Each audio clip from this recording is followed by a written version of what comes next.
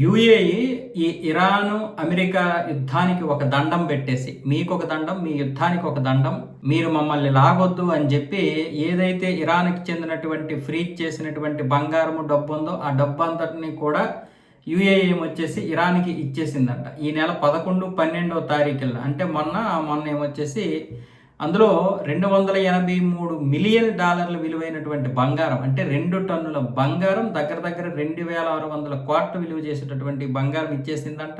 దాంతో పాటే $3 బిలియన్, అంటే 26,000 కోట్లు, 27,000 కోట్ల రూపాయలు విలువైనటువంటి ఆ డబ్బులు కూడా ఇచ్చేసింది. దాంతో పాటు 15 సెకండ్ హ్యాండ్ విమానాలు, అలాగే మరికొన్ని విమానాలు కూడా ఇవ్వడానికి ఇప్పుడు ఒప్పందం చేసుకుంది. మరి మీరు మా వైపుకి రాకండి అంటే ఇదంతా బుజ్జగింపు కార్యక్రమం. యూఏఈ అంటే ఎంత నష్టపోతుందో యూఏఈ చూడండి ఈ యుద్ధం వల్ల. అమెరికా ఇరాను యుద్ధ ఒప్పందం అంటారు, కాల్పుల విరమణ అంటారు, గ్యాప్ యుద్ధం అంటారు, మళ్ళీ ఏమొచ్చేసి ఒకరి మీద ఒకరు దాడులు చేసుకుంటారు. ముఖ్యంగా అమెరికా ఇరాన్ మీద దాడి చేయగానే ఇరాన్ గల్ఫ్ దేశాల మీద దాడి చేస్తుంది. ఎందుకు దాడి చేస్తుంది అంటే ఈ గల్ఫ్ దేశాలకి అమెరికాకి ఒప్పందాలు ఉంటాయి, పైగా వాటి యొక్క స్థావరాలన్నీ కూడా గల్ఫ్ దేశాల్లో ఉన్నాయి. అందుకోసమని అమెరికాని ఇబ్బంది పెట్టడం కోసం గల్ఫ్ దేశాల మీద చేస్తున్నటువంటి దాడికి సౌదీ అరేబియా, యూఏఈ, ఖతర్ బాగా నష్టపోతున్నాయి. అందుకే ఇప్పుడు యూఏఈ ఏం చేస్తుందంటే ఆల్రెడీ అటు సౌదీ అరేబియా కూడా చక్కదిద్దేటటువంటి కార్యక్రమాలు చేస్తుంది 2030 కోసం, ఆ విజన్ ఏదైతే ఉందో ఆ విజన్ కోసం.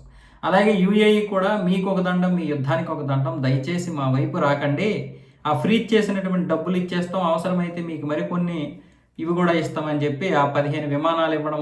అలాగే ఇంతకుముందు అమెరికా వాళ్ళు, అలాగే అమెరికా సైన్యం చేసినటువంటి దాడి వల్ల 30 ప్యాసింజర్ విమానాలు ధ్వంసం అయ్యాయని చెప్పింది కదా ఇరాన్. ఆ యొక్క విమానాల ప్లేస్లో ఈ 15 విమానాలని పూడుస్తాము, అంటే భర్తీ చేస్తాము అని చెప్పి ప్రకటించింది. అలాగే ఈ 2 టన్నుల బంగారం కూడా అందిందని చెప్తోంది. అంటే ఈ లెక్కని యూఏఈ విపరీతంగా భయపడింది. అంటే వాళ్ళు అభివృద్ధి కోసం ముందుకు వెళ్ళడం కోసం ఇప్పుడు అంటే చూడండి, ఎలాంటి దేశమైనా సరే ఇప్పుడు ఈ యుద్ధం వల్ల భయపడిపోతుంది. మన వాళ్ళు ఏమొచ్చేసి బంగ్లాదేశ్తో ఎందుకు అంత మంచిగా ఉంటున్నారు, వాళ్ళని వేసియండి, వాళ్ళ అంత చిన్న దేశం, వాళ్ళతో మనకి ఇదేంటి తొక్కలోదే అంటున్నారు. కానీ వ్యూహాత్మకమైనటువంటి భాగస్వామిలో ఎంత కీలకమైనటువంటి అవసరం ఉంటుందంటే ఏ దేశంతో కూడా యుద్ధాలు చేయకూడదు. పాకిస్తాన్ తోటైనా సరే ఇప్పుడు మనం యుద్ధం చేయకూడదు, కాకపోతే అది కయ్యానికి కాలు దువ్వుతూ ఇష్టం వచ్చినట్లుగా చేస్తుంది కాబట్టి యుద్ధం చేస్తున్నాం.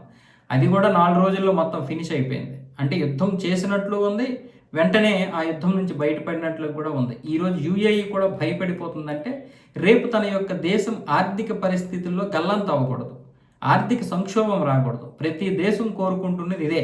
ఇప్పుడు పాకిస్తాన్ లాంటి దేశాన్ని పక్కన పెట్టండి, కానీ ఈరోజు ఆ దేశాలు కూడా అంతే. సౌదీ అరేబియా కానీ, ఖతర్ కానీ అవన్నీ అభివృద్ధిలో ముందుకు వెళ్ళాలని చూస్తున్నాయి. అలాంటప్పుడు యుద్ధం ఎందుకు? ఆ ఫ్రీజ్ చేసినటువంటి డబ్బుతో పాటు మరికొంత నజరాన్ని కూడా ప్రకటించాల్సి వచ్చిందంటే అర్థం చేసుకోవాలి మనం.